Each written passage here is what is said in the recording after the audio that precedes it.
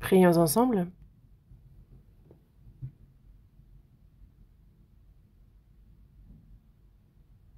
Dis notre Père, toi qui nous aimes, toi qui es saint et miséricordieux. Dieu, nous étions éloignés de toi et agissions dans le péché.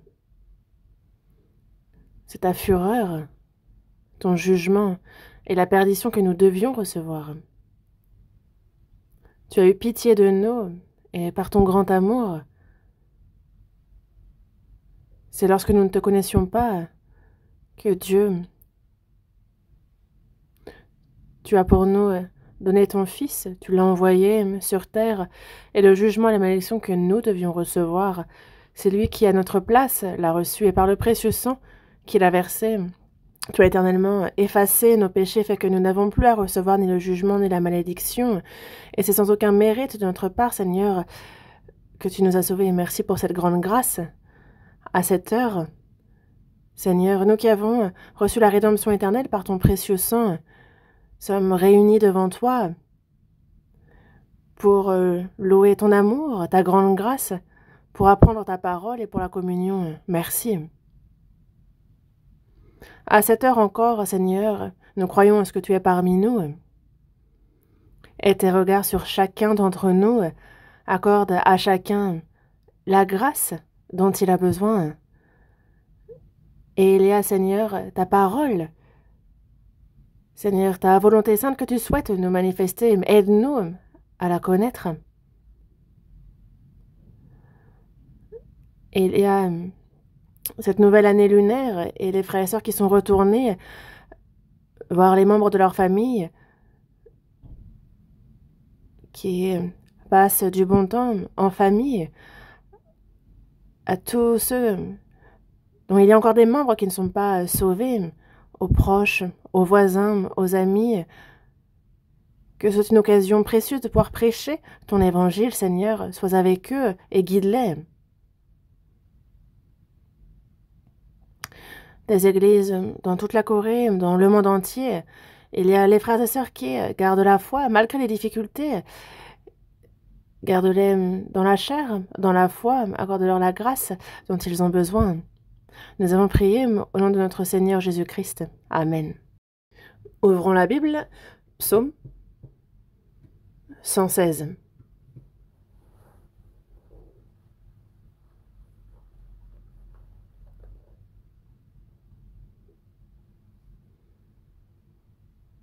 Psaume 116.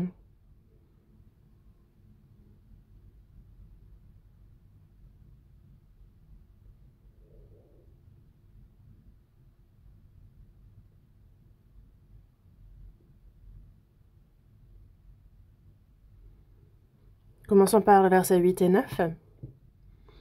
Oui, tu as délivré mon âme de la mort, mes yeux des larmes, mes pieds de la chute.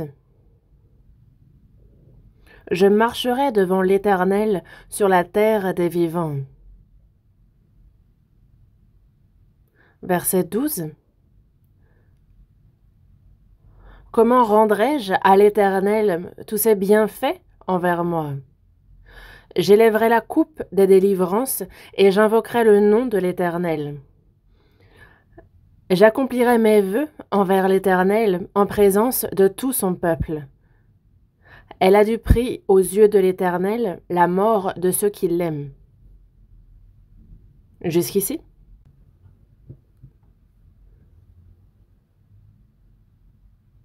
Aujourd'hui, nous célébrons le nouvel an lunaire et donc de nombreuses personnes sont retournées dans leur ville natale pour rencontrer leur famille. On voit plusieurs places vides et aussi ceux qui, du côté de Séoul, ceux qui ont de la famille dans la province de Gyeonggi et qui sont venus pour l'occasion, donc sont avec nous aussi certainement. Ça doit faire longtemps pour eux qu'ils ne sont pas venus écouter à l'église centrale. Les membres de la chorale sont encore nombreux pour justement chanter le dimanche merci. Nous, nés de nouveau, Il y a nos familles qui ne sont pas encore sauvées. Nous sommes ardents dans la prière pour leur salut et nous profitons des fêtes nationales pour non pas prendre du bon temps, mais vraiment pour évangéliser ces membres de notre famille.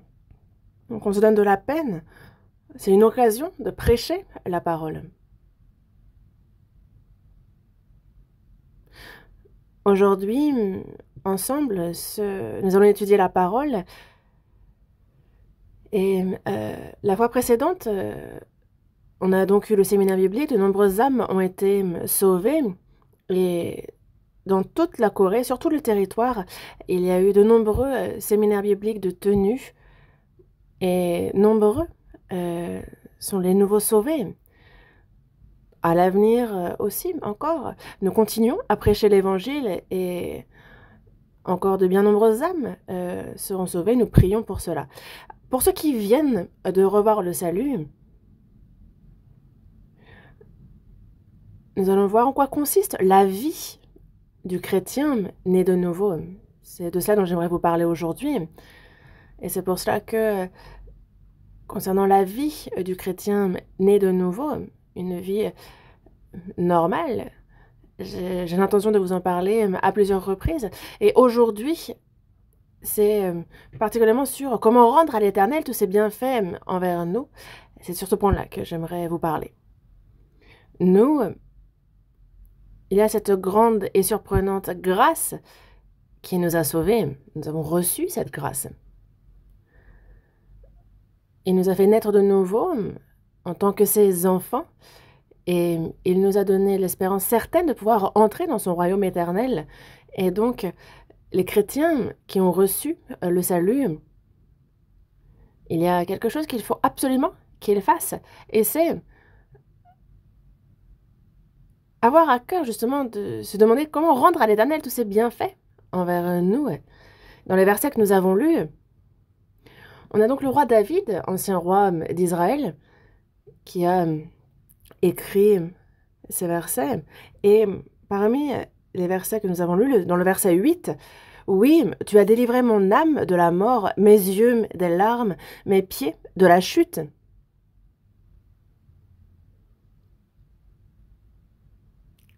Oui, Seigneur, tu as délivré mon âme de la mort, de la perdition éternelle. Il nous a sauvés et nous a fait passer dans la vie éternelle. Et il a délivré nos yeux des larmes, justement de toute la peine, de toute la souffrance, de toutes les douleurs. C'est ici ce qui est exprimé. Mes yeux des larmes, les yeux là où coule la tristesse, la souffrance. Et c'est également de ça qu'il nous a délivrés. Tu as délivré mes pieds de la chute. Nos pieds. Donc nous, sous l'autorité du diable, nous étions traînés en enfer et c'est là où il nous conduisait. Nous avons failli, entraînés par le diable, être traînés en enfer. Mais c'est également de cela que le Seigneur nous a délivrés et que par sa main puissante, il nous a sauvés. Je marcherai devant l'Éternel sur la terre des vivants. Sur la terre des vivants, donc c'est durant notre vivant sur cette terre, je marcherai devant l'Éternel. Avant de recevoir le salut, nous étions et vivions éloignés de Dieu. Nous lui tournions le dos. Et comme toute personne dans ce monde, nous étions sous l'emprise du prince de la puissance de l'air. C'est lui que nous suivions. C'était les courants de ce monde que nous poursuivons. Et ce que voulait notre cœur, nous le faisions. Nous étions enfants de colère. Mais désormais, après avoir reçu le salut, Dieu ne nous a pas seulement sauvés. De notre vivant, il est avec nous jusqu'au bout. Et donc sur la terre des vivants, je marcherai devant l'Éternel. Désormais, nous vivons, nous marchons devant l'Éternel. Nous marchons avec lui. Donc une vie avec l'Éternel, une vie où on marche avec l'Éternel. Donc sur la terre des vivants. C'est ce qui nous est dit dans ces versets. Une personne qui a reçu le salut, une personne qui n'a pas reçu le salut, évidemment que c'est un peu comme un mort et un vivant, enfant de Dieu et enfant du diable, comme nous l'indique la Bible. Un peuple qui va au ciel et un peuple qui va en enfer. Et ce qui est... Même si on est sur cette terre, ensemble, dans un même corps, le but de la vie est différent, la destinée finale est différente.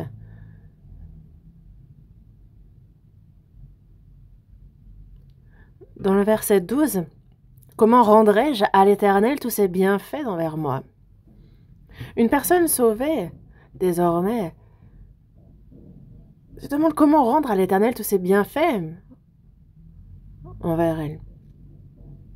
La grâce que nous avons reçue est si grande, si surprenante, que la personne qui a reçu cette grâce, dans son cœur, en fait, volontairement, il y a ce cœur qui veut rendre à l'Éternel tous ses bienfaits. On a certes reçu la grâce, mais s'il n'y avait aucun moyen pour nous de lui rendre ses bienfaits, alors ce serait injuste. Mais Dieu, non seulement il nous a sauvés, mais durant notre vivant sur cette terre, nous marchons devant lui et il nous donne l'occasion de pouvoir lui rendre les bienfaits qu'il a eus envers nous. Comment lui rendre les bienfaits qu'il a eus envers nous? Mais nous l'a enseigné précisément. C'est pour cela que comment rendrai-je à l'Éternel tous ses bienfaits envers moi? Le reste de notre vie n'est pas là pour bien manger, bien vivre, profiter. Ce n'est pas là notre raison d'être, mais plutôt comment faire pour que cette surprenante grâce, cette grande grâce que nous avons reçue, comment la lui rendre, comment rendre à l'Éternel tous ses bienfaits envers moi? Je suis faible, imparfait. Et le temps qui m'est imparti pour rendre à l'Éternel tous ses bienfaits envers moi est si court que nous ne pouvons pas lui rendre tous les bienfaits qu'il a eu envers nous, mais nous vivons le reste de notre vie pour justement lui rendre en partie ses bienfaits. Et je pense que c'est notre raison de vivre, de notre vivant sur cette terre. Et il y a donc cette grâce que nous avons reçue de Dieu, tous ces bienfaits qu'il a eu envers nous, et ils sont innombrables. Parmi ces bienfaits, ce qu'il a fait pour nous sauver, qu'est-ce que Dieu a accompli pour nous? Ça, il faut y réfléchir pour notre salut. Et nous avons déjà appris beaucoup de versets concernant cela dans la Bible, mais nous oublions constamment. Quand il n'y a pas le soleil, il ne peut pas y avoir d'être vivant en vie. Et donc, concernant le soleil, ce soleil que Dieu nous a donné, on n'a pas spécialement un cœur reconnaissant, n'est-ce pas? On n'y pense pas. Tout cet environnement dont nous avons besoin pour être vivants. Dans Actes, chapitre 17, à partir du verset 24 jusqu'au verset 25, il dit que Dieu, il a fait le monde et tout ce qui s'y trouve. Étant le Seigneur du ciel et de la terre, il n'habite point dans des temples faits de main d'homme. C'est lui qui donne à tous la vie, la respiration et toutes choses. Et nous, justement, nous vivons sur cette terre dans la chair, mais c'est aussi une grâce de Dieu. Dieu a fait le monde et tout ce qui s'y trouve pour l'homme. Et c'est pour cela que dans Jérémie, il est écrit qu'il a fait la terre et qu'il a fait l'homme, les animaux. Et il est bien dit avoir tout donné à l'homme. L'univers aussi. Il n'y a que la terre dans l'univers où l'homme puisse vivre, vous le savez. Et donc la terre est l'emplacement le plus précieux. Et c'est seulement là qu'il y a la vie. Il n'y a que la terre où il puisse y avoir la vie pour l'homme. Et parmi les créatures, donc sujet de la création de Dieu, Il n'y a que l'homme qui a été fait à l'image de Dieu. Et c'est pour cela que moi, vous, chacun d'entre nous, notre vie, à chacun, comme écrit dans Matthieu chapitre 16, verset 26, notre âme vaut bien plus que tout le monde. Parce que servirait-il à un homme de gagner tout le monde s'il perdait son âme? Ou que donnerait un homme en échange de son âme? Donc notre âme, notre vie, ne parle pas justement de ce laps de temps que nous passons sur cette terre, dans la chair. Les végétaux aussi ont la vie. Les animaux aussi ont la vie en soi. Mais les animaux,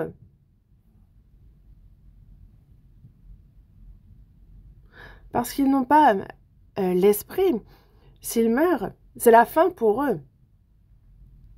Mais comme justement dit dans Ecclésiaste, l'homme, lui, il a l'âme, l'esprit. Et donc, s'il meurt, ce n'est pas la fin. Et donc, avant que la poussière retourne à la terre, comme elle y était, on a l'esprit qui retourne à Dieu, qui lui a donné. On nous parle de cet esprit que Dieu a donné et qui retourne à lui. Et donc, cette vie qui est plus précieuse que tout le monde devant Dieu, nous parle justement de cette âme, de cet esprit, donc de ce en quoi nous avons été faits à l'image de Dieu. Dans le psaume 49, verset 21, il est dit que l'homme qui est en honneur et qui n'a pas d'intelligence, l'homme est en honneur parce qu'il est à l'image de Dieu, c'est pour cela. Mais il y a ceux qui n'ont pas d'intelligence, et ces personnes-là sont semblables aux bêtes que l'on égorge. Les bêtes sont là pour les hommes, toutes sont là pour les hommes, que ce soit les poissons dans la mer, que ce soit les oiseaux du ciel, que ce soit les animaux sur cette terre, ils sont tous là pour l'homme. Et l'homme, c'est selon le plan, le but de Dieu qu'il a été fait, c'est un être précieux, honoré. Et c'est pour cela que nous avons été faits à l'image de Dieu. Et dans la Genèse, il a bien dit avoir donc fait toute la création et c'est en dernier qu'il fait l'homme à son image. Et c'est vraiment surprenant. L'amour de Dieu, en fait, il nous a fait pour le recevoir. Il nous a fait partenaires en amour. Et nous entrons dans son royaume et c'est avec lui que nous vivrons éternellement. Et c'est afin de faire de l'homme son égal qu'il a créé l'homme. Et est-ce que cela ne vous surprend pas, ça? Dieu, parmi toute la création, tout ce qu'il a fait, il dit de l'homme qu'il est le plus honoré, le plus précieux. Dans Ésaïe, chapitre 49, verset 5, il dit « Je suis honoré aux yeux de l'Éternel. Je suis honoré aux yeux de l'Éternel. Je suis précieux à ses yeux. Je suis ce qu'il y a de plus précieux. » Et c'est pour cela que il a fait ce monde pour l'homme. Il a tout préparé dans ce monde pour l'homme. Et l'homme, il l'a fait à son image. Et dans le psaume 100, verset 3, on voit qu'il a aussi fait notre chair et nous a donné la vie.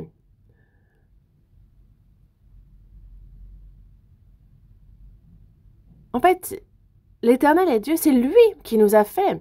Et dans le psaume 139, il dit que c'est lui qui a formé nos reins, il nous a tissés dans le sein de notre mère. Et on le loue de ce qu'on est une créature si merveilleuse.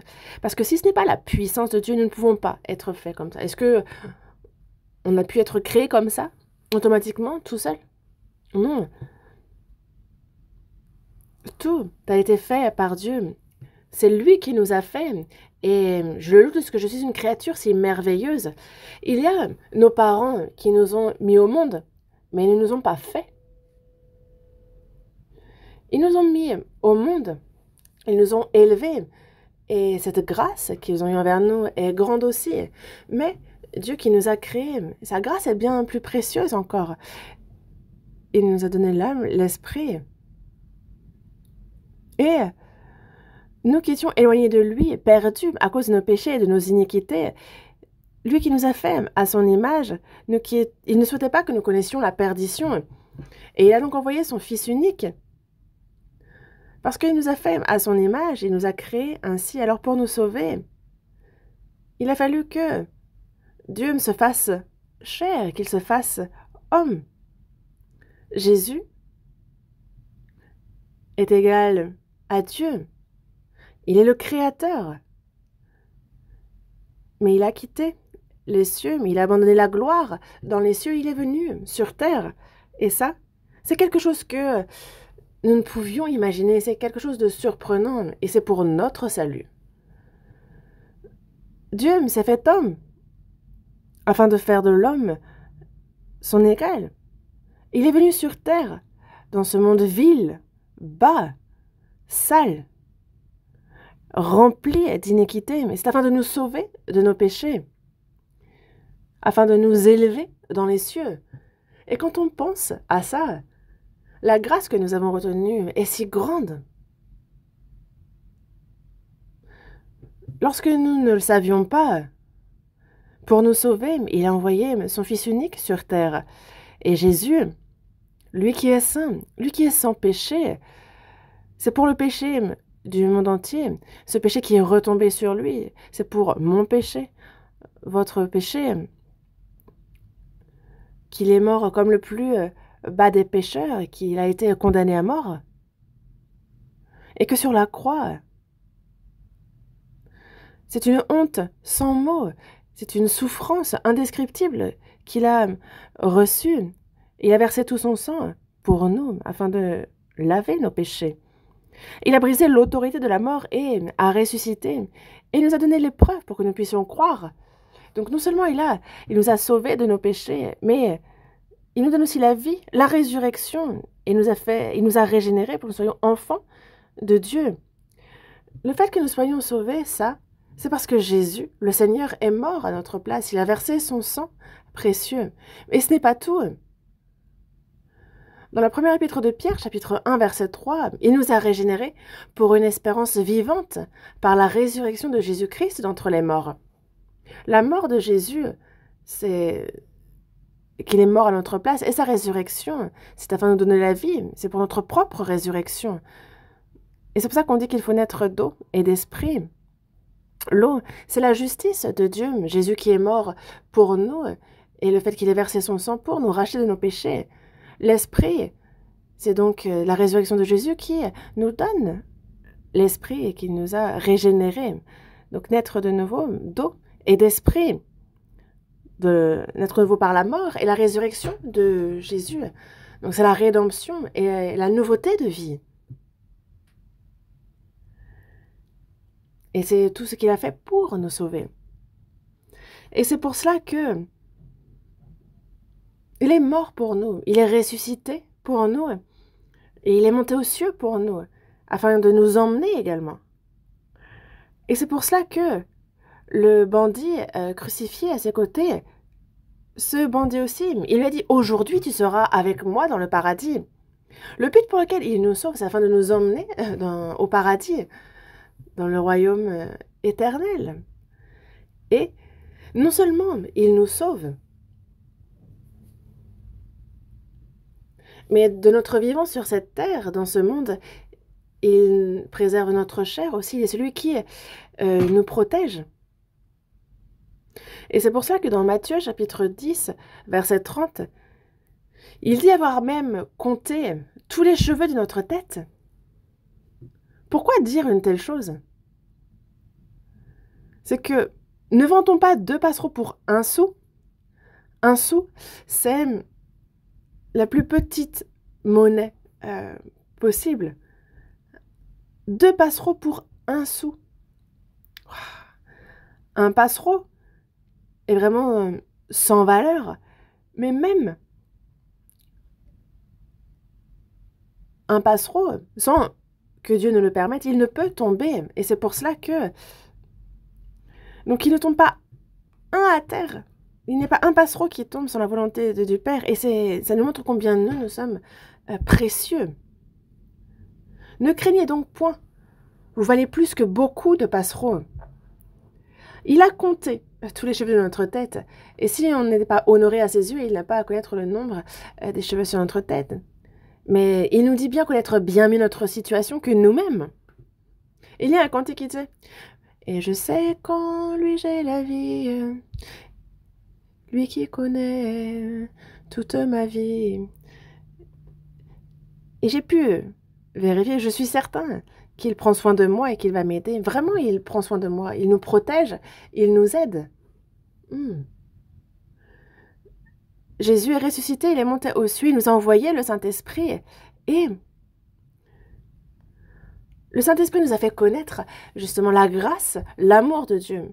Dans Romains chapitre 5, verset 5, justement, il y a l'amour de Dieu qui est répandu dans nos cœurs par le Saint-Esprit qui nous a été donné. Le Saint-Esprit nous a fait connaître l'amour de Dieu. Il l'a répandu dans notre cœur. Et dans 1 Corinthiens, chapitre 2, verset 12, il est dit que nous n'avons pas reçu l'Esprit du monde, mais l'Esprit qui vient de Dieu. Et c'est afin que nous connaissions les choses que Dieu nous a données par sa grâce. C'est donc aussi l'Esprit qui nous fait connaître les choses que Dieu nous a données par sa grâce. Et non seulement il nous fait connaître la grâce de Dieu, mais en plus il est en nous, il est dans notre cœur désormais. Le Saint-Esprit est l'Esprit de Dieu, l'Esprit de Christ, parce qu'on a la Trinité. Dieu est donc en moi. Christ est en moi. Le Saint-Esprit est en moi. C'est la même chose. La fois précédente, nous avions vu quel est le plus grand don que Dieu nous ait fait, et le Saint-Esprit est le plus grand don qu'il ait pu nous faire. Le Saint-Esprit qui est en nous et qui, le reste de notre vie, demeure avec nous jusqu'à ce que nous entrions dans le royaume des cieux. Il nous guide dans toute la vérité. Il nous aide charnellement aussi,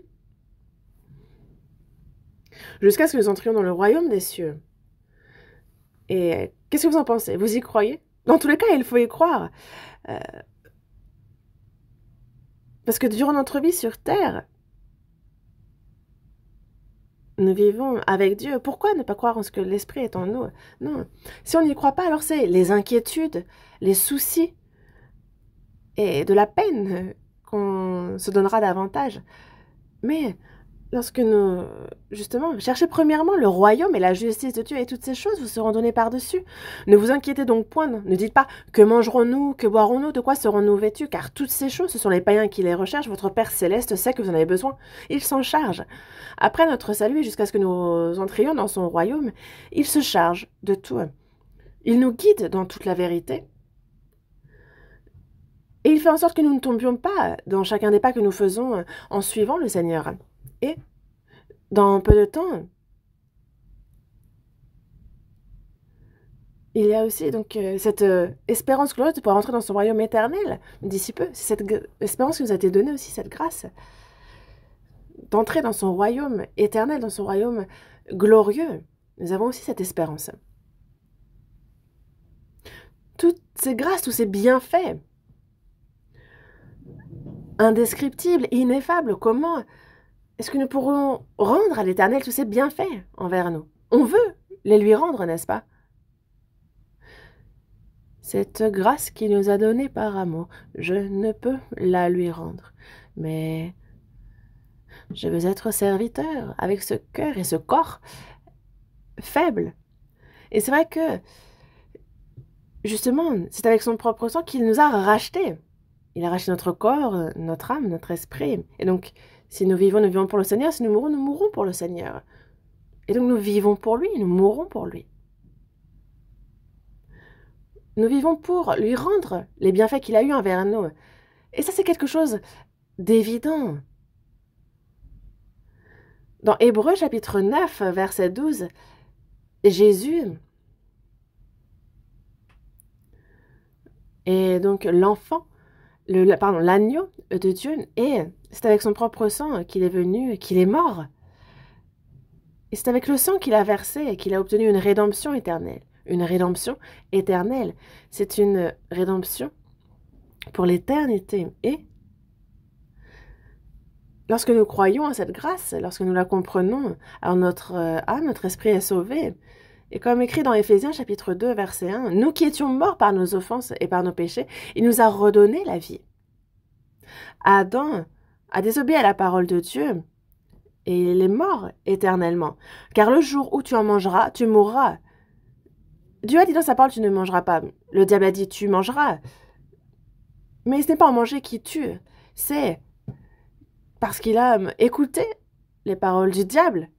Et donc il y a cette relation avec Dieu, cette communion qui s'est rompue. Et à partir de ce moment-là, toute personne née en Adam est née, est pécheur. Et quand on dit pécheur, c'est qu'il est mort spirituellement. Mais justement, nous qui étions morts par nos offenses, par nos péchés en Adam, il nous a redonné la vie. Nous qui étions morts par nos offenses, par nos péchés, nous dont l'esprit, l'âme était morte. Comme dans Jean chapitre 10, verset 28, « Je leur donne la vie éternelle, et elles ne périront jamais. Et personne ne les ravira de ma main. » La vie éternelle, c'est justement ne plus périr. Certaines personnes disent que même ceux qui ont reçu le salut, s'ils ne font pas attention, ils peuvent aller en enfer. Ça, c'est ne pas savoir de quoi on parle. Non, c'est ceux qui ne sont pas sauvés qui parlent ainsi. Une personne sauvée est enfant de Dieu. Elle a reçu la vie éternelle et elle ne périra plus. Si on commet des erreurs, il y a les châtiments. Et durant notre vie sur terre, il y a donc la chair qui peut être punie, ou des fois la punition est plus grande, et on peut même perdre la vie sur cette terre. Mais, comme écrit dans 1 Corinthiens chapitre 5, verset 5, quelqu'un qui est châtié, justement, qu'un tel homme soit livré à Satan pour la destruction de la chair, afin que l'esprit soit sauvé au jour du Seigneur Jésus. Donc dans tous les cas, ceux qui sont sauvés, justement, la vie éternelle leur a été donnée, ils ne périront jamais, et personne ne les ravira de la main de Dieu. Le diable, lui, ni le diable, ni personne ne peut nous ravir de la main de Dieu. Nous sommes dans la main de Jésus, dans la main du Père. Nous avons une double protection. Est-ce que le diable pourrait venir nous ravir alors? Non, il ne le peut pas. Et donc nous sommes en sûreté, nous sommes en sécurité. C'est une double protection. Et ça jusqu'à ce que nous entrions dans le royaume éternel. Le problème est, est-ce que nous sommes véritablement sauvés ou non? Là est la question. Mais il nous a donné la vie éternelle, on ne périra jamais. Et personne ne les ravira de la main si on est sauvé. Dans Colossiens chapitre 3, verset 3 aussi, il dit que votre vie est cachée avec Christ en Dieu. C'est un trésor très précieux qu'il a caché. Notre vie est cachée avec Christ en Dieu. Dans tous les cas, la grâce qu'il nous a donnée est grande et surprenante. Et à quel point? Dans 1 Pierre chapitre 1, verset 3, il nous a régénérés pour une espérance vivante. Pour une espérance vivante, pour un héritage qui ne se peut ni corrompre, ni souiller, ni flétrir, lequel vous est réservé dans les cieux. Une personne née de nouveau est enfant de Dieu, parce qu'elle est née enfant de Dieu. C'est la nouvelle naissance en tant que fils, en tant qu'enfant de Dieu. Mais il y a encore donc cette vie dans ce monde, et on vit dans la chair, mais on n'appartient pas à ce monde. Dans Jean chapitre 15 aussi, Jésus a bien dit « Parce que vous n'êtes pas du monde, et que je vous ai choisi du milieu du monde. » Il nous a séparés, il nous a choisis du milieu du monde, et ce jusqu'à ce que nous entrions dans le ciel. Et donc c'est pour un héritage qui ne se peut ni corrompre, ni souiller, ni flétrir, lequel nous est réservé dans les cieux. Dans ce monde, tout disparaît, tout se flétrit, il n'y a rien d'éternel. Mais il y a un héritage qui ne se peut ni corrompre, ni souiller, ni flétrir, lequel est éternel et nous est réservé dans les cieux.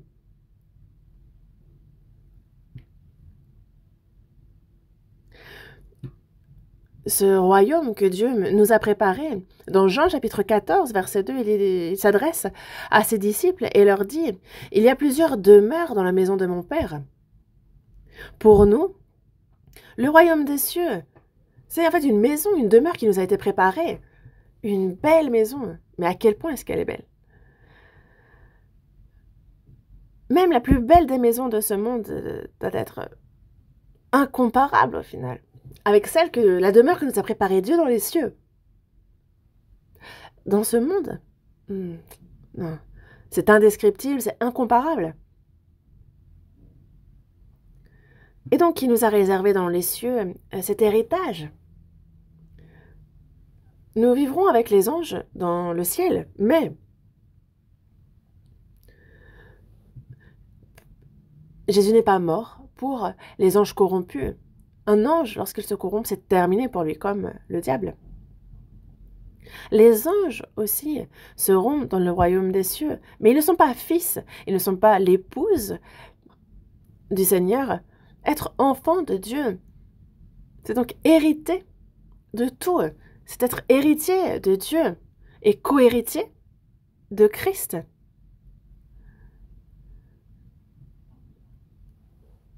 Comme on nous le dit dans Corinthiens, et nous sommes l'épouse de Christ. Et donc, avec Christ, nous recevrons la même gloire. Les anges ne peuvent devenir épouses de Christ. Mais nous qui sommes sauvés, en fait, notre position, notre statut est vraiment surprenant. Mais ceux qui ne sont pas sauvés ne peuvent le comprendre. Et petit à petit, on l'apprend à travers la Bible. Et donc vraiment, on peut déborder de reconnaissance, déborder de joie. Et on se demande donc constamment, comment rendrai-je à l'Éternel tous ses bienfaits envers moi? Donc forcément qu'on a ce cœur qui naît en nous, cette volonté de lui rendre ses bienfaits envers nous.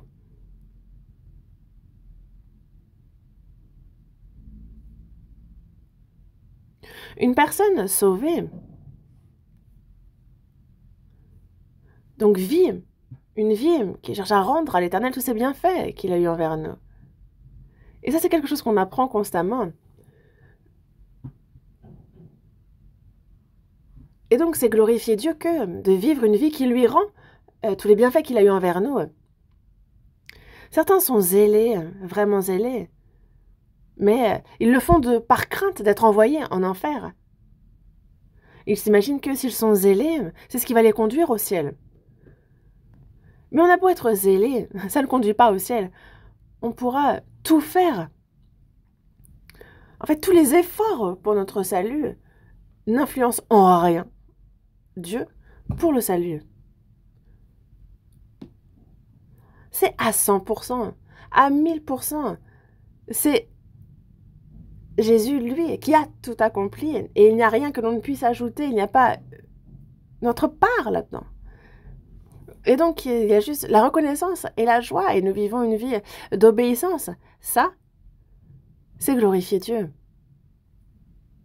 C'est le glorifier. Et c'est pour ça que ceux qui ne sont pas sauvés, s'ils sont zélés pour Dieu, et beaucoup sont zélés, mais au final,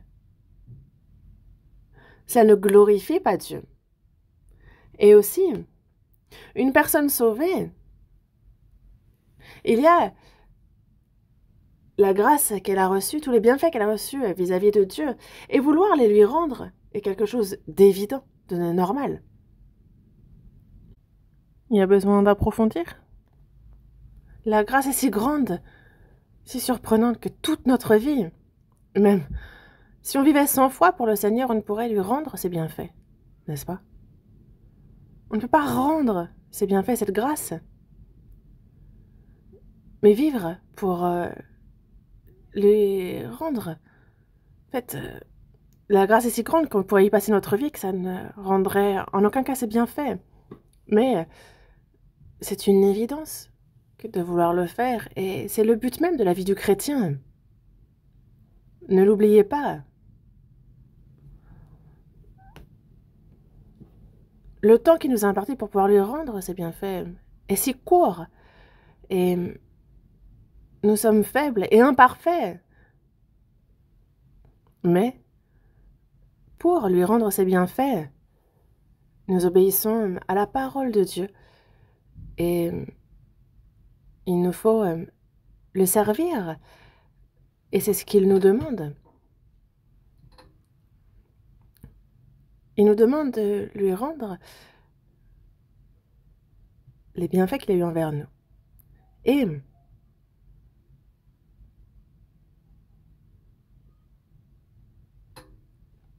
on le voit dans Matthieu, chapitre 6, verset 9. Jésus enseigne à ses disciples la prière.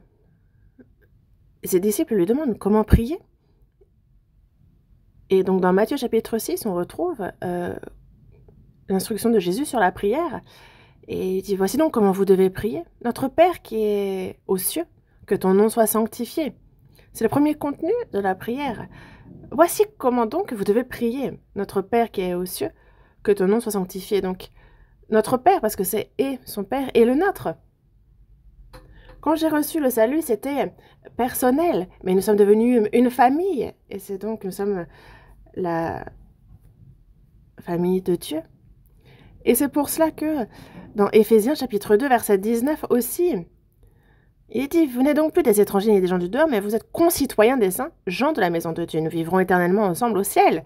Et donc sur cette terre, nous devons aussi vivre ensemble, n'est-ce pas? Nous sommes concitoyens.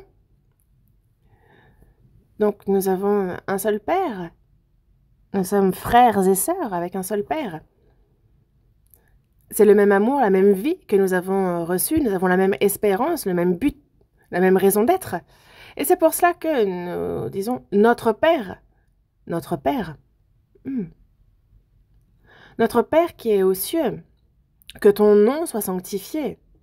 La première des choses, qu'est-ce que ça signifie? Que ton nom soit sanctifié. L'homme a péché. Et l'homme qui était fait à l'image de Dieu a donc péché. Et donc c'est le nom de Dieu qui a été souillé. L'homme qui a été fait à l'image de Dieu se retrouve sous l'emprise du diable parce que il s'est égaré. C'est le nom de Dieu qui a été souillé. Le peuple d'Israël, le peuple élu, certes, mais désobéissant à la parole de Dieu, ils ont été chassés dans le monde entier. La terre qui leur avait été attribuée a été maudite et est devenue un désert. Et les païens ont bien dit,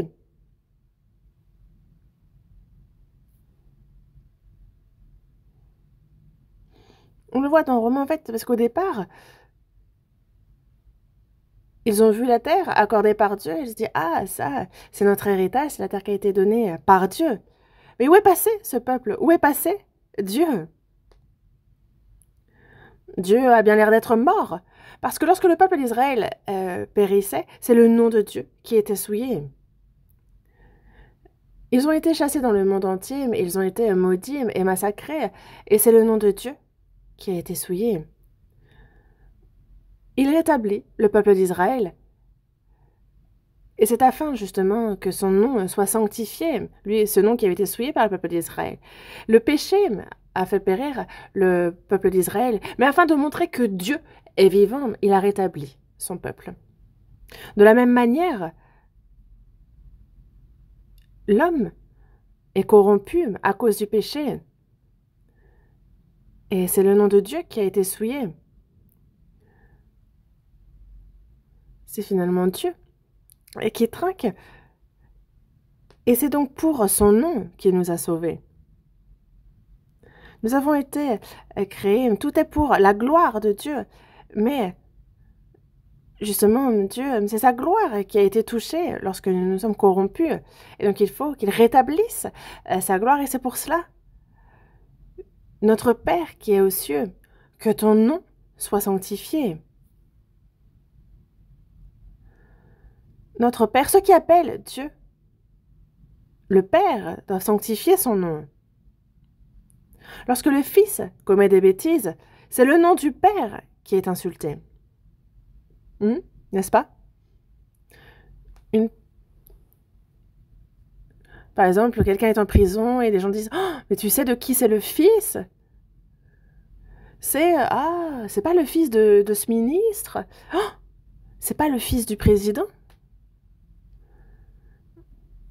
Alors qu'il pouvait devenir président, mais c'est le nom du père de cet enfant qui, à son insu, est souillé, insulté. Il faut que le fils fasse les choses bien pour que le père soit glorifié. Lorsque tout se passe bien pour l'enfant, alors, ah, il a été bien élevé.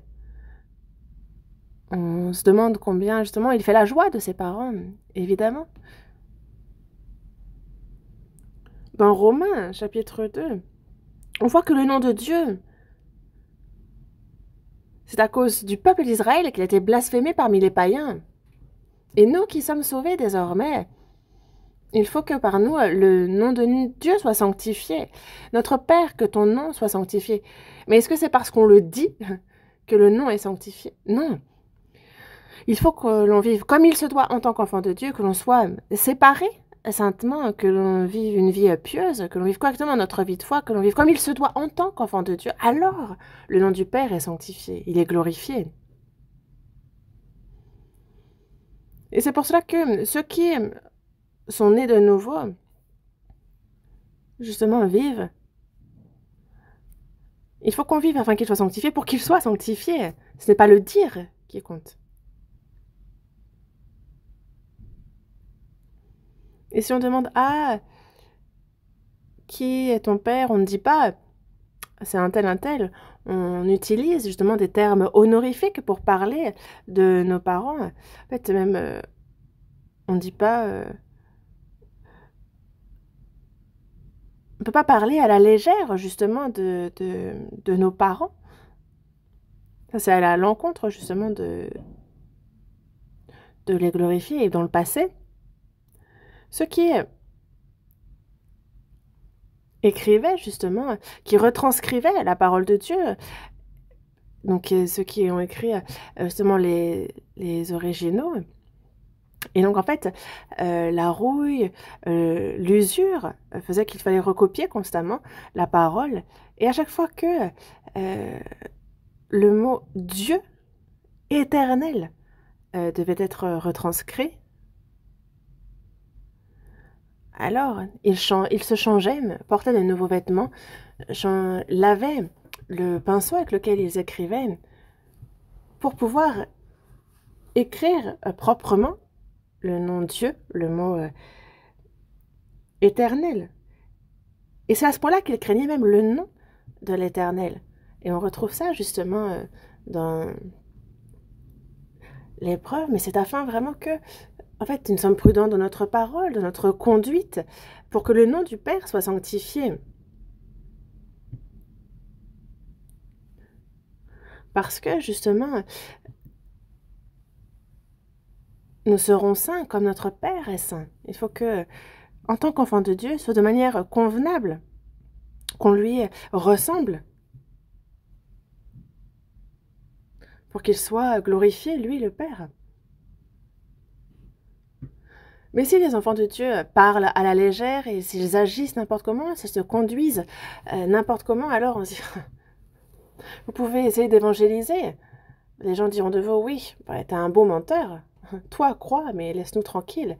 Eux ne croiront pas. Une personne sauvée, lorsqu'elle est carrée, lorsqu'elle vit une vie séparée, sainte, lorsqu'elle obéit à la parole, alors les hommes sont curieux. Ils regardent. Ah, oui, les enfants de Dieu sont bien différents. C'est ce qu'ils se disent. Que votre lumière luise ainsi devant les hommes, afin qu'ils voient vos bonnes œuvres et qu'ils glorifient votre Père qui est dans les cieux. C'est ce que Jésus a dit dans Matthieu. Il voit nos bonnes œuvres.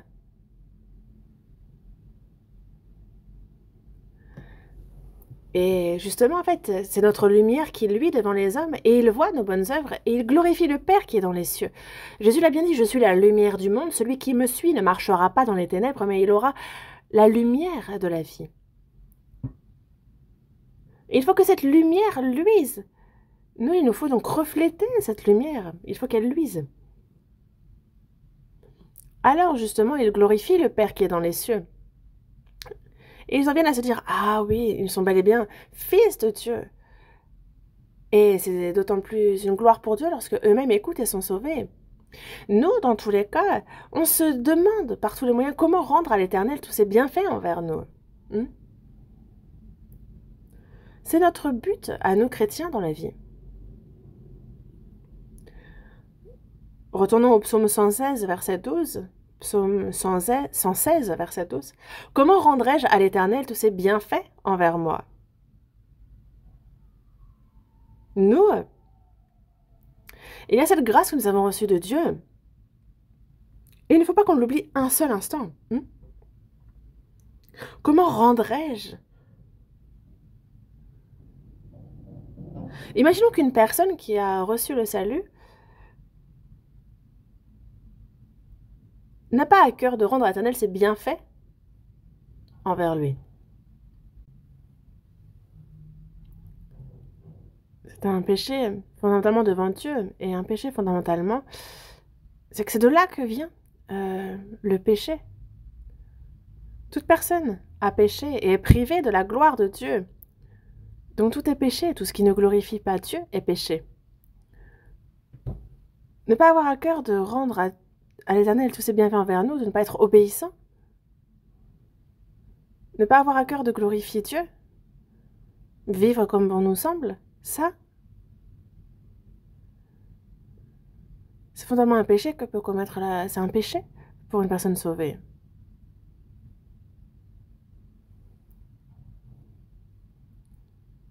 L'amour de l'argent est la racine de tous les maux. Donc c'est de là que ça vient, c'est la racine. Et c'est pour ça de ne pas avoir à cœur de rendre à l'Éternel tous ses bienfaits envers nous. Alors la personne va aller jusqu'à la désobéissance, justement, à vivre comme bon lui semble. Et même entre nous, humains, il y a certaines personnes qui... Si quelqu'un m'a fait une grande faveur, et concernant cette personne qui m'a fait cette grande faveur, si j'ai pas à cœur de lui rendre l'appareil, même si je ne peux pas tout lui rendre parfaitement, au moins de lui montrer ma gratitude, alors on dit clairement c'est qu'une personne ingrate, c'est vraiment une erreur grave. Il faut évidemment être reconnaissant. Et même si ce n'est pas grand-chose, c'est forcé de rendre l'appareil, et ça c'est normal. Voyons dans 1 Timothée chapitre 5. 1 Timothée chapitre 5, verset 4. 1 Timothée chapitre 5, verset 4. 1 Timothée chapitre 5, verset 4. Si une veuve a des enfants ou des petits-enfants, qu'ils apprennent avant tout à exercer la piété envers leur propre famille et à rendre à leurs parents ce qu'ils ont reçu d'eux, car cela est agréable à Dieu.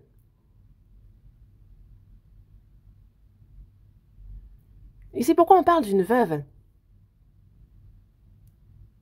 Ceux qui vivent seuls, ceux qui sont âgés, pas les jeunes.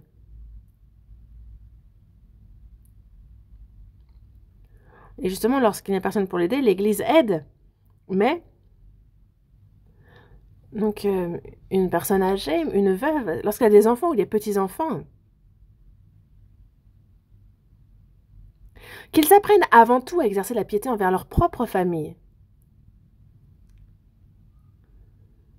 Vis-à-vis de la veuve qui est âgée, le grand-père, la grand-mère.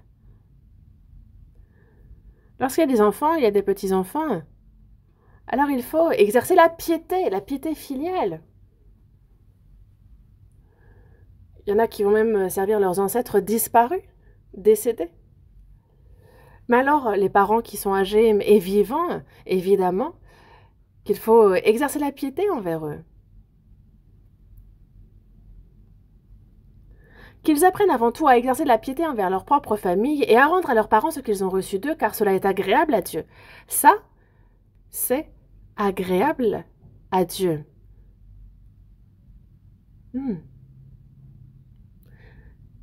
C'est un sacrifice agréable à Dieu.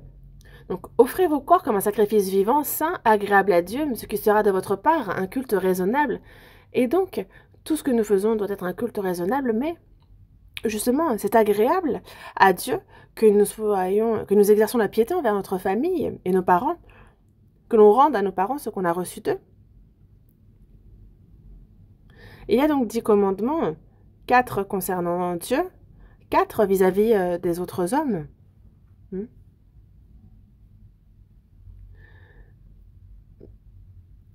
Et donc les 6 concernant les hommes, le premier commence par honore ton père et ta mère. Certains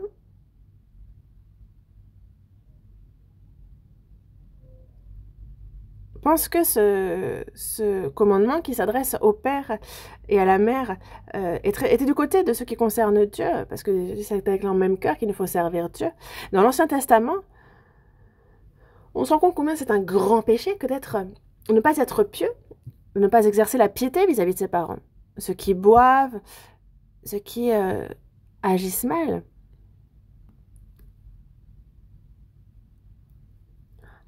Alors justement, en fait, c'est terrifiant parce que des fois j'étais amenée au village et c'était les gens du village qui tuaient l'enfant lorsque l'enfant n'écoutait pas ses parents.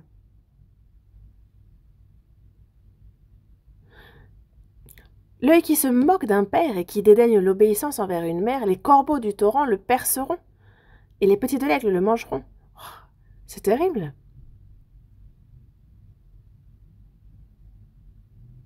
C'est quelqu'un qui n'est pas digne de vivre. La personne qui n'exerce pas la piété envers ses parents commet vraiment un grand péché, on ne s'en rend pas compte. Honore ton père et ta mère. Le 6e, tu ne tueras point. Le 6e, tu ne commettras point d'adultère. En fait, ça va du plus grand au plus petit. Tu ne déroberas point. L'adultère est donc plus grave que le vol. Le meurtre est plus grave que l'adultère. Et ce qui est encore plus grave que de commettre le meurtre, c'est de ne pas honorer son père et sa mère.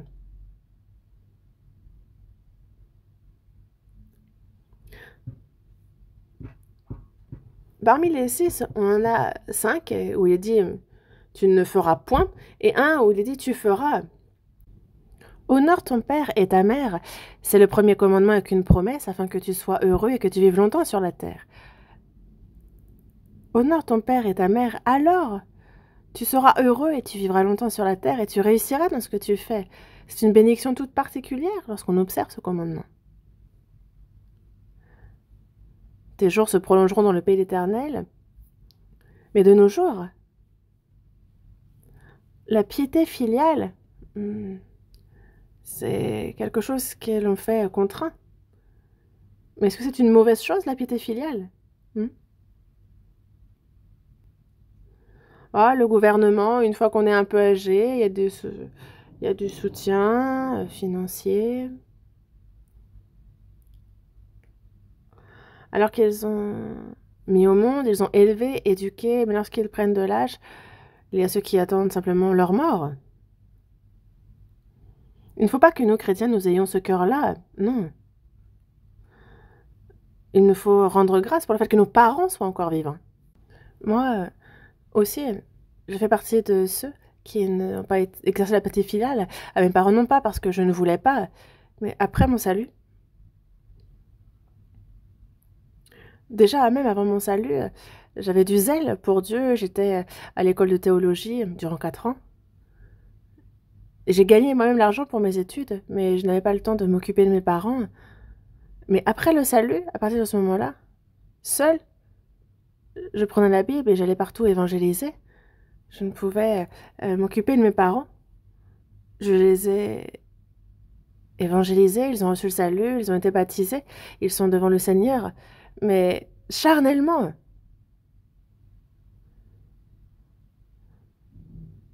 Pour ma famille, il me disait que les voisins ne savaient pas trop même si j'avais un fils ou pas, parce que j'arrivais tard le soir, je repartais tôt le matin. Pourquoi j'allais évangéliser? Continuellement. Dans telle région, j'étais un certain temps. J'allais ici et là.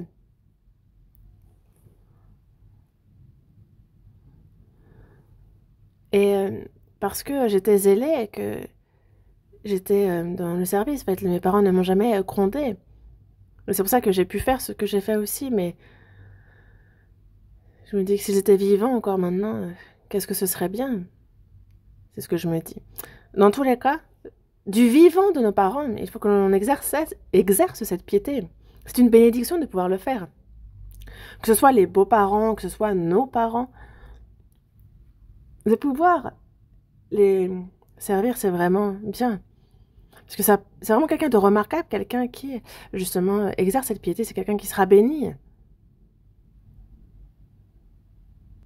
Notre Père, Dieu, est celui qui a sauvé notre esprit, il est le Créateur. Est-ce que c'est comparable à la grâce de nos parents pour nous? Dans Matthieu chapitre 10, il dit que celui qui aime son père ou sa mère plus que moi n'est pas digne de moi. Honorer son père et sa mère, les aimer, c'est bon, mais on ne peut pas les honorer plus que Dieu. C'est parce que nous honorons Dieu que, par exemple, il y a les missionnaires qui partent, on va évangéliser ici et là.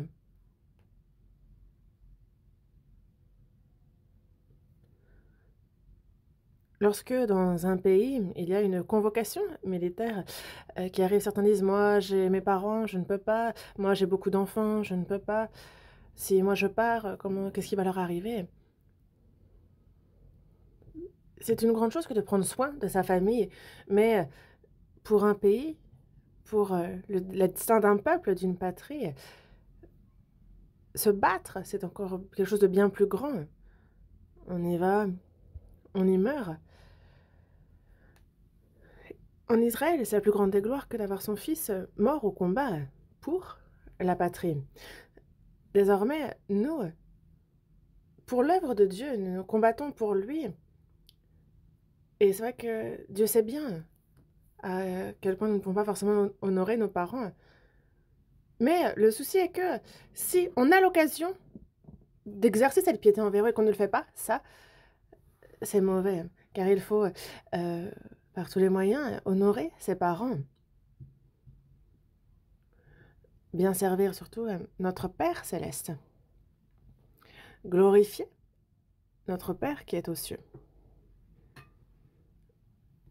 Les animaux, en fait, ils engendrent et la mère, en fait, elle voit ses progénitures vite partir et justement, il la quitte après qu'elle les ait élevés.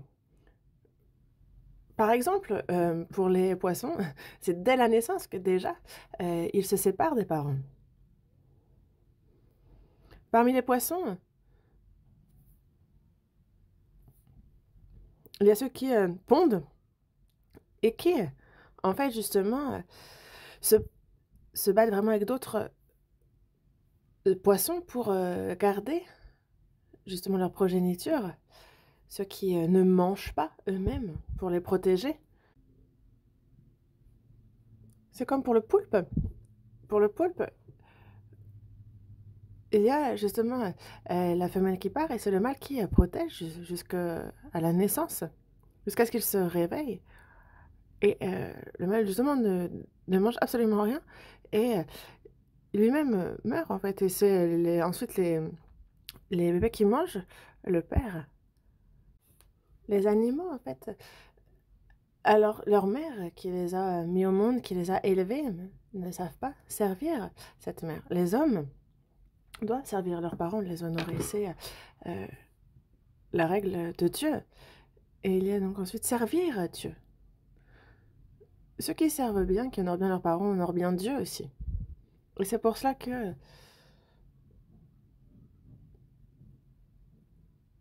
rendre à l'Éternel tous les bienfaits qu'il a eu envers nous, sans avoir à cœur justement de lui rendre la grâce, alors on n'a pas envie non plus de servir, d'obéir à Dieu. Parce qu'il y a ce cœur qui veut rendre à l'Éternel ses bienfaits qu'il a eu envers nous. Alors il y a ce vœu dans notre cœur, et alors on fait l'effort de faire ce qui lui plaît.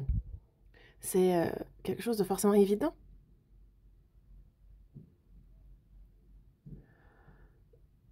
Cherchons un autre passage dans la Bible, dans 2 Chroniques, chapitre 32. 2 Chroniques, chapitre 32, Ancien Testament.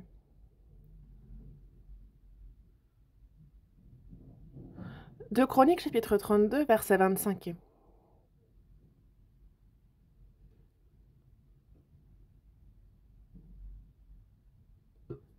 2 Chroniques, chapitre 32, verset 25. Mais Ézéchias ne répondit point aux bienfaits qu'il avait reçus, car son cœur s'éleva. Et la colère de l'Éternel fut sur lui, sur Juda et sur Jérusalem. Ici, on a donc Ézéchias qui était roi du royaume de Juda. Son cœur s'éleva, et donc il ne répondit point aux bienfaits qu'il avait reçus. Le roi Ézéchias était roi de Juda et c'était en 700 avant Jésus-Christ. Mais il a reçu une grâce toute particulière de Dieu. On le lit dans 2 Chroniques, dans les chapitres précédents. Dans Ésaïe aussi, c'est marqué en détail. En fait, une fois, il y a Sanchérib, le roi d'Assyrie, qui cherchait à détruire Israël. Et il y a donc 185 000 Assyriens qui viennent assiéger la ville de Jérusalem. Ils viennent assiéger la ville et donc dans la cité de Jérusalem, il n'y a plus à manger. Et c'est pour ça qu'ils n'ont rien à manger et ils vont finir par manger leurs enfants. Et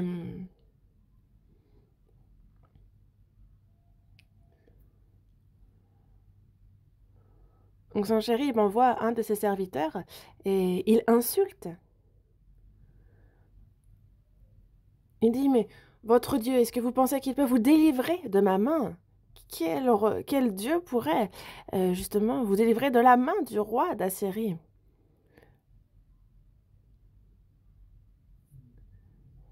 Et donc une lettre est envoyée à Ézéchias, il dit, rendez-vous, sinon vous serez tous tués. Mais Ézéchias, justement, a pris la lettre de la main des messagers et il l'a lue. Ensuite, il monte à la maison de l'Éternel et il déploie cette lettre devant Dieu. Et justement, à la maison de l'Éternel, il montre cette lettre à l'Éternel et il prie, il dit, Dieu, regarde, le roi d'Assyrie t'insulte, qu'allez-vous faire? Et on a ensuite le prophète Ésaïe qui vient et qui dit « Ne t'inquiète pas, mais dans peu de temps, ils seront détruits. » Et ce soir-là, en fait, il y a l'ange de l'Éternel qui est sorti, qui a frappé dans le camp des Assyriens 185 000 hommes. Et donc, quand on se levait le matin, c'était tous des corps morts. En fait, Israël n'avait pas combattu, c'est l'ange qui est sorti et qui a frappé. Ça s'est écrit dans Ésaïe, chapitre 37.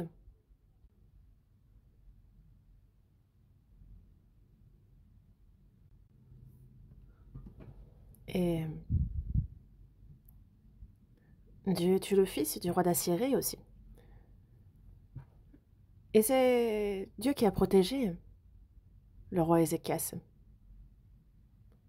Et plus tard encore, Ézéchias fut malade à la mort. Et donc Ézéchias, il a tourné son visage contre le mur et il a fait cette prière à l'Éternel. Éternel, souviens-toi que j'ai marché devant ta face avec fidélité et intégrité de cœur, que j'ai fait ce qui est bien à tes yeux. Il a répandu d'abondantes larmes. Et donc Dieu écoute sa prière et il s'adresse à Ésaïe et il dit « Va » et dit à Ézéchias « Ainsi, donc l'Éternel, le Dieu de fils, ton père, j'ai entendu ta prière, j'ai vu tes larmes, aussi j'ajouterai à tes jours 15 années. » Et c'est pour cela que le roi Ézéchias a reçu une grande grâce de Dieu, et encore bien d'autres en dehors de celle-ci. Mais le roi Ézéchias s'est enorgueilli et il n'a pas répondu aux bienfaits qu'il avait reçus. Et c'est pour cela que la colère de l'Éternel fut sur lui, sur Juda et sur Jérusalem. Parce qu'il n'a pas répondu aux bienfaits qu'il avait reçus, parce qu'il a oublié les bienfaits de Dieu. Ça, c'est l'orgueil. Comment cette grâce surprenante qu'on a reçue de Dieu, quand on la reçoit, on est content, et peu de temps après, on oublie. C'est pour cela que la colère de l'Éternel fut sur lui. Dans le verset 26, alors Ézéchias, du sein de son orgueil, s'humilia avec les habitants de Jérusalem, et la colère de l'Éternel ne vint pas sur eux pendant la vie d'Ézéchias. Il s'est humilié, il s'est repenti, lui et les habitants de Jérusalem. Eux aussi se sont repentis, se sont humiliés, et donc la colère de l'Éternel ne sont pas venus sur eux. Pourquoi? Parce qu'il est celui qui donne la grâce, il est celui qui pardonne. Même lorsque nous commettons des erreurs, si véritablement nous nous repentons, nous nous humilions, nous avons certes été désobéissants, mais il nous faut nous repentir, nous détourner de ces voies-là, et alors il nous pardonne. La personne est sauvée, elle apprécie, elle chante des louanges. Le temps passe et puis elle oublie. Sachant qu'il faut toujours être obéissant, mais la personne se dit « Ah, est-ce qu'on peut vraiment vivre selon la Bible? Moi, j'ai telle et telle situation qui font que ceci et cela. » Quelle situation? Est-ce qu'il y a une situation qui permet, qui autorise à ne pas obéir à la parole de Dieu? Souffrir pour le Seigneur, être dans les difficultés, et même s'il faut mourir, en fait, c'est la plus grande des gloires que l'on peut connaître. C'est pour cela que nous, il nous faut vivre une vie qui rend à l'Éternel les bienfaits qu'il a eus envers nous. Ça, c'est la base. C'est une évidence.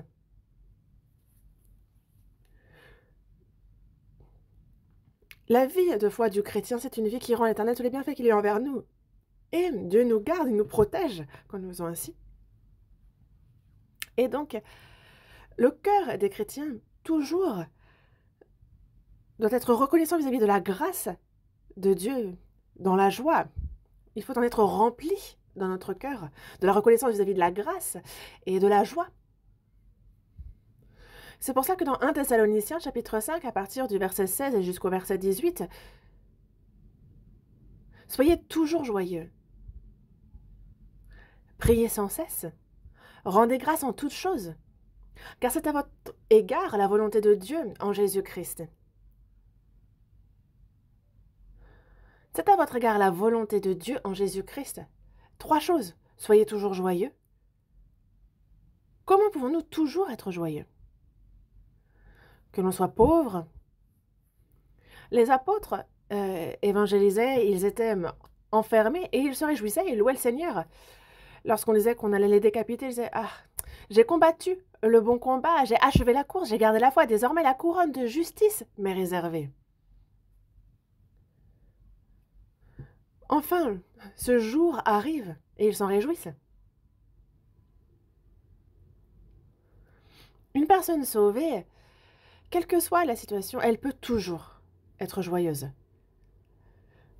Dans Philippiens, chapitre 4, alors que l'apôtre Paul est emprisonné à Rome, il envoie une lettre au sein de Philippe, disant « Réjouissez-vous toujours dans le Seigneur », je le répète, « Réjouissez-vous ». Il est alors emprisonné, il ne sait pas quand il va mourir. Et comment il peut dire à ceux qui sont libres, réjouissez-vous dans le Seigneur, je le répète, réjouissez-vous. L'apôtre Paul ne savait pas à quel moment il allait mourir, mais lui était toujours joyeux. Toujours joyeux, réjouissez-vous toujours. Priez sans cesse. Une personne dans la joie, ce n'est pas...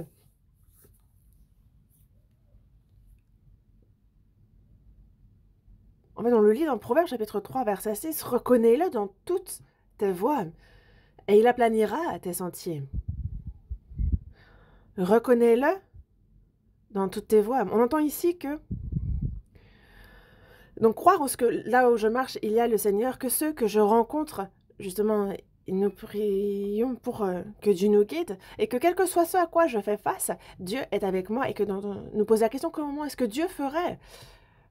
En fait, discuter, voir avec lui pour chaque chose. Quand j'ai prié, j'ai terminé en disant « Amen » et après je fais comme bon me semble. Non. Quand on prie « Ah, guide-moi, protège-moi, que ta volonté soit faite », on prie ainsi et ensuite on oublie complètement et c'est selon comme bon nous semble, c'est à notre manière que nous résolvons les choses. Ça, ce n'est pas reconnaître l'Éternel dans toutes nos voies, ce n'est pas ça. Prier. La prière, c'est être constamment en lien, en liaison avec Dieu. Vous savez qu'aux États-Unis, à New York, il y a les avions qui vont jusqu'en Corée et constamment, ils sont, en liaison. Imaginez que, tout d'un coup, il y ait des ondes qui, se coupent. Alors là, c'est grave.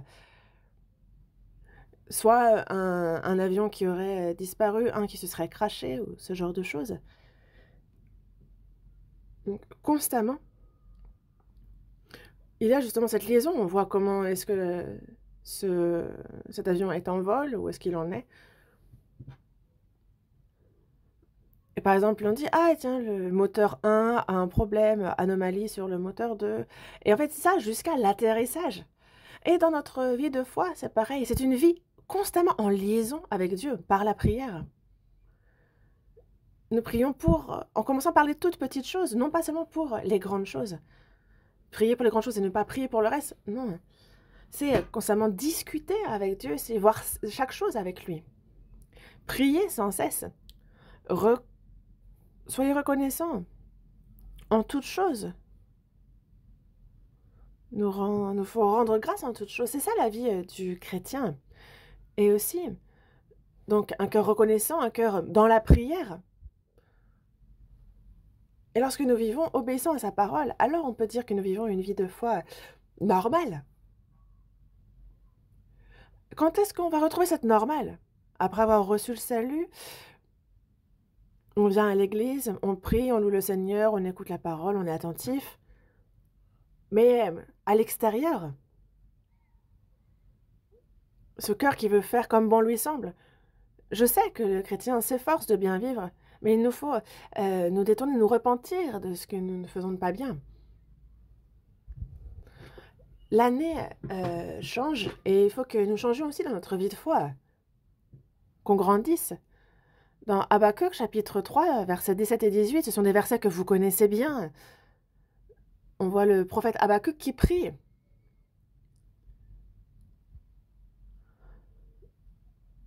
La vigne ne produira rien, le figuier ne fleurira pas, le fruit de l'olivier manquera, les champs ne donneront pas de nourriture, les brebis disparaîtront du pâturage, il n'y aura pas plus de bœufs dans les étables. Mais toutefois, je vais me réjouir en l'Éternel, je vais me réjouir dans le Dieu de mon salut.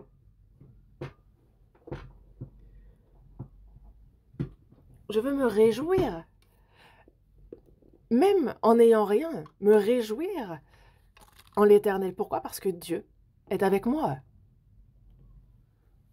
Qu'il me tue, qu'il me fasse vivre, en fait, qu'il fasse selon sa volonté. C'est lui qui en prend toute la responsabilité. Et nous, on s'interroge sur comment lui être agréable. Notre cœur est ardent vis-à-vis de ce souhait. Voyons, retournons au psaume 116, verset 12, donc les versets que nous avons déjà lus.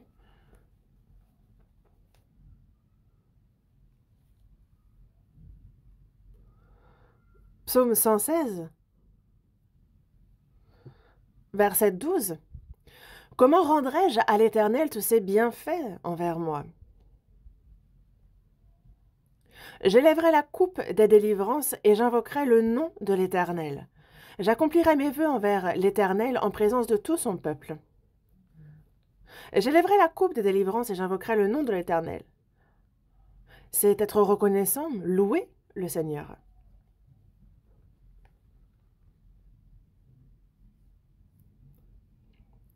J'élèverai la coupe de délivrance et j'invoquerai le nom de l'Éternel. J'accomplirai mes vœux envers l'Éternel en présence de tout son peuple.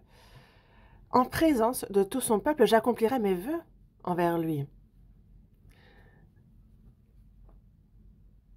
Et donc, on lui rend les bienfaits qu'il y a envers nous en présence de tout son peuple. Ce n'est pas nous à l'écart, c'est en présence de tout son peuple, c'est au sein de l'Église.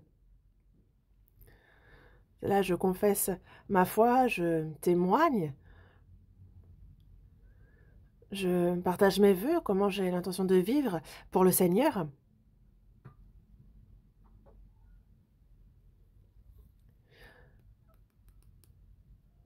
J'accomplirai mes vœux envers l'Éternel. Quel vœu? Ce vœu de vouloir justement rendre à l'Éternel tous ses bienfaits envers nous. Il y a le comte d'Inzendorf en Allemagne que vous connaissez certainement, qui est sauvé. En fait, il a une très grande fortune. Il est comte, mais il y a justement en Allemagne un musée d'art où il voit une peinture avec Jésus crucifié qui verse tout son sang.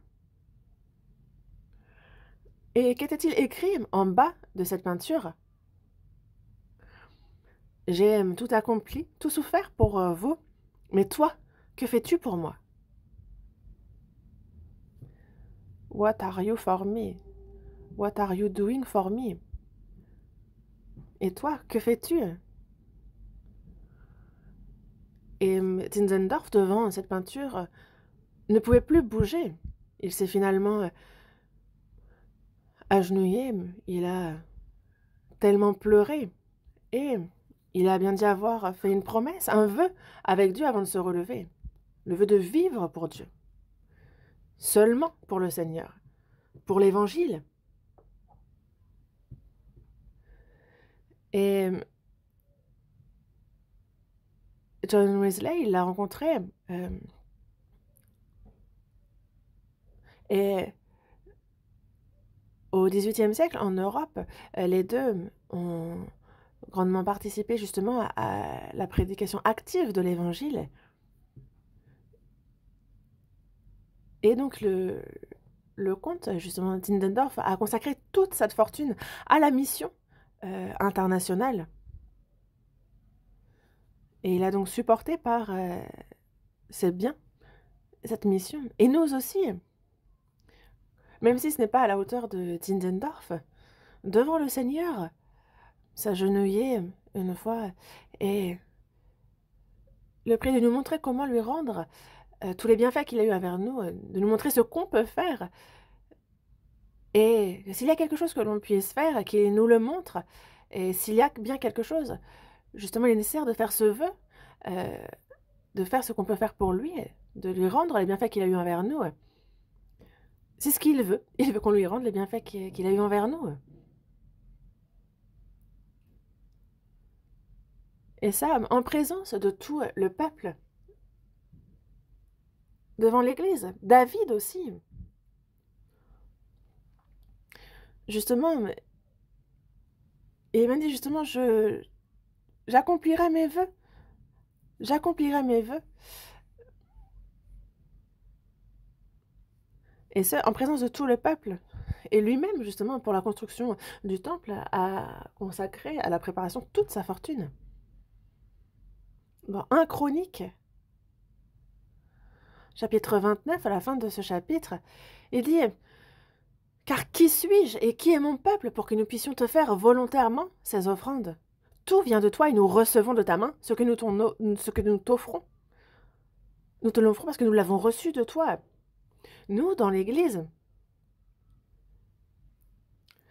nous sommes résolus à vivre pour le Seigneur, nous confessons notre foi, nous faisons des vœux. Et quand on pratique, quand on tient ces vœux, alors les autres nous suivent. Les saints de Macédoine, pour aider les saints à Jérusalem, ont fait des offrandes, mais ils ont donné au-delà de ce qu'ils avaient pour servir les frères et sœurs, pour participer.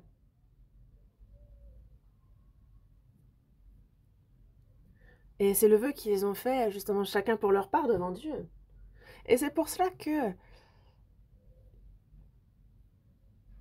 ce soit en Macédoine, que ce soit en Thessalonique, ils étaient justement des exemples et les saints les ont suivis. Ça a justement exhorté le cœur des autres saints des autres régions. Nous, ce n'est pas afin de nous vanter, mais nous sommes sur le front, il nous faut montrer l'exemple pour que les autres aussi disent « Ah, c'est comme ça qu'il faut faire, il faut les suivre, moi aussi il faut que je fasse ainsi. » Montrer l'exemple dans comment rendre à l'Éternel tous les bienfaits qu'il a eu envers nous. Donc faire ce vœu et le pratiquer. Il y a des vœux que nous pouvons faire. Moi, j'y réfléchissais et c'est vrai que nous sommes en ce début d'année. Et nous, on n'est pas là pour dire il faut donner tant, il faut faire ci, cela. On n'est pas du tout dans cela, mais il y a pour les offrandes, justement, donc des enveloppes qui sont préparées. Et en fait, ce sont des nouvelles enveloppes. Vous avez dû les voir d'ailleurs.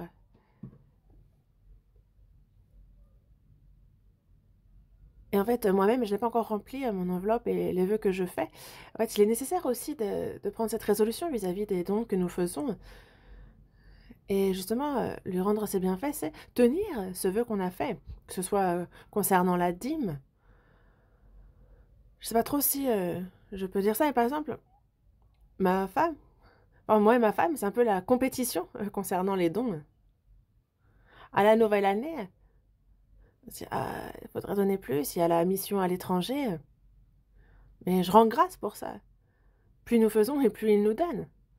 Et il donne toujours plus. Nous, pour rendre à l'Éternel les bienfaits qu'il a envers nous, et justement ces vœux que nous pouvons faire devant Dieu, et les tenir, et ça, il va nous aider, il va être avec nous constamment. Et c'est pour cela que, dans la seconde épître aux Corinthiens, chapitre 5, verset 14 à 15, il dit que si un seul est mort pour tous, tous donc sont morts. Donc il est mort pour tous, afin que ceux qui vivent ne vivent plus pour eux-mêmes, mais pour celui qui est mort et ressuscité pour eux.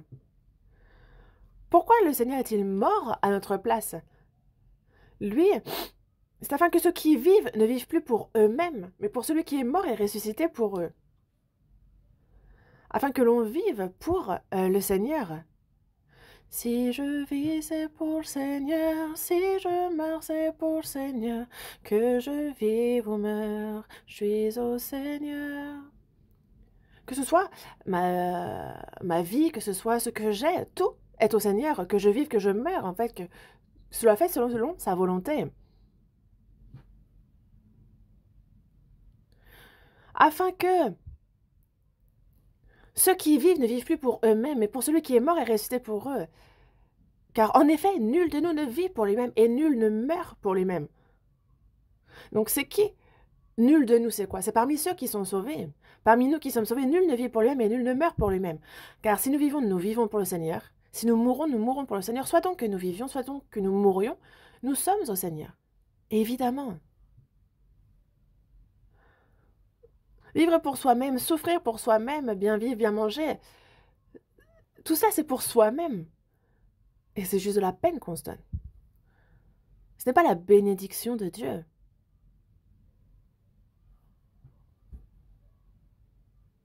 C'est au contraire une forme de malédiction, de se donner de la peine pour soi-même, de s'efforcer pour soi-même, de vivre pour soi-même. C'est une peine vaine. Mais vivre pour le Seigneur, souffrir pour le Seigneur, se sacrifier pour le Seigneur, ça c'est la plus grande des gloires.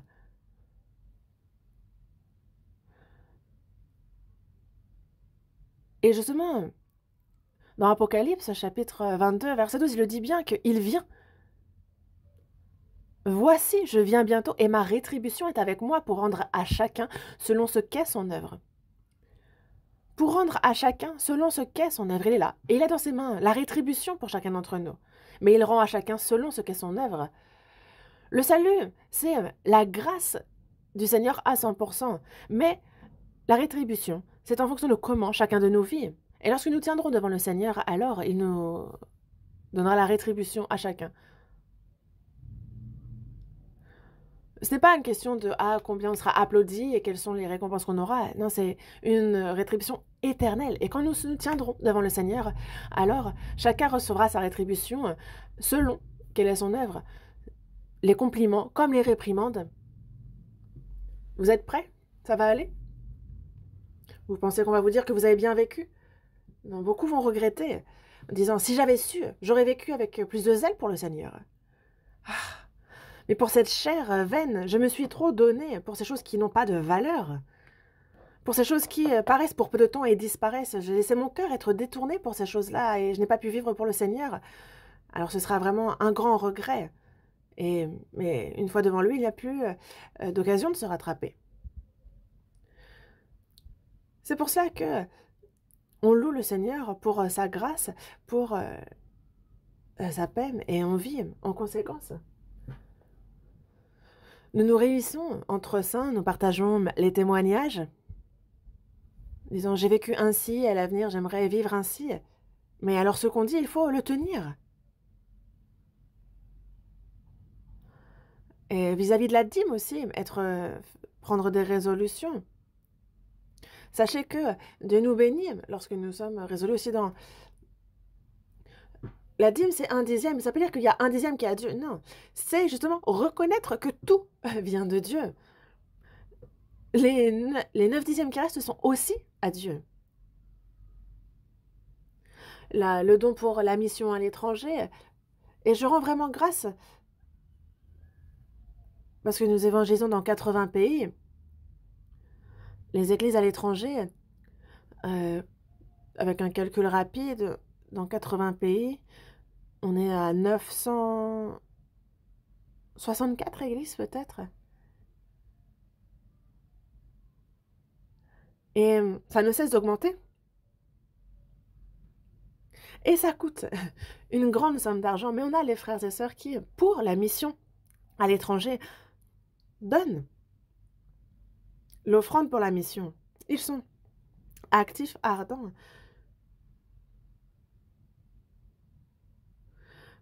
À l'heure actuelle, en fait, on ne voit pas qui fait à quel niveau, mais devant le Seigneur, tout sera manifesté. Et donc, faisons nos vœux et pratiquons-les, justement. Tenons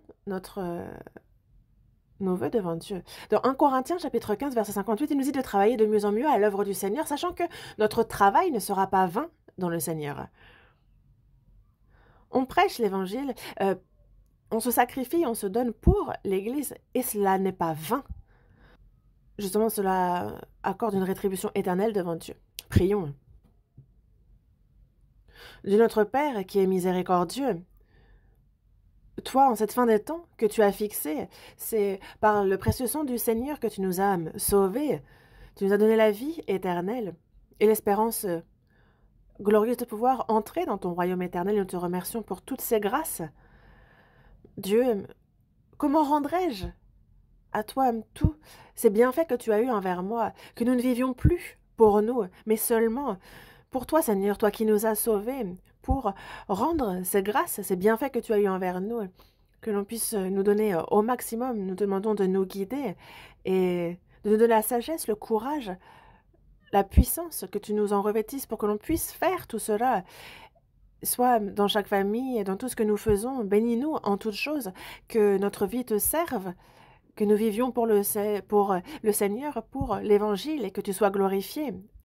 Nous avons prié au nom du Seigneur Jésus en te remerciant. Amen.